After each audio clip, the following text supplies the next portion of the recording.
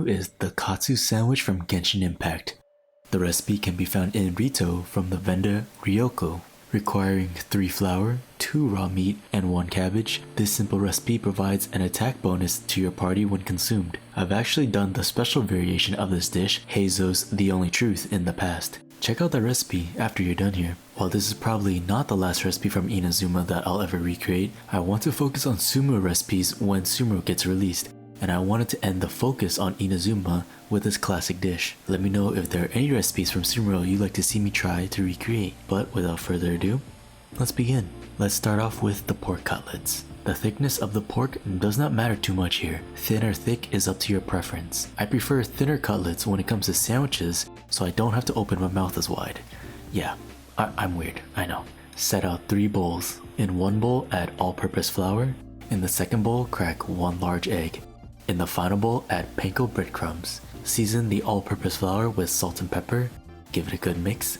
Then beat the egg until the whites and yolk are fully combined. Coat the pork cutlet in the flour with one hand, then place into the egg wash.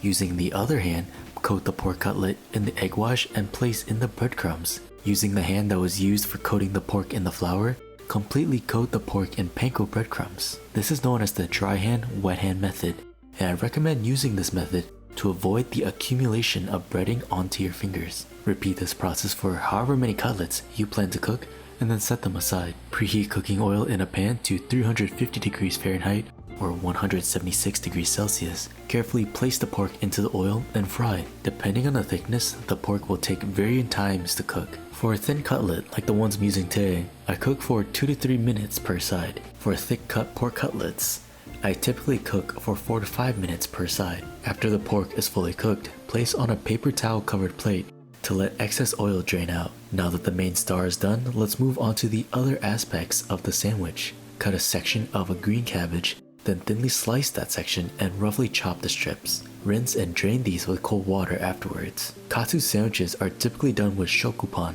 Japanese milk bread. These can be found in Asian markets or bakeries, or even baked at home. If you do not have any shokupan available near you, your favorite brand of white bread will be a decent alternative as well. Cut off the crusts of the bread.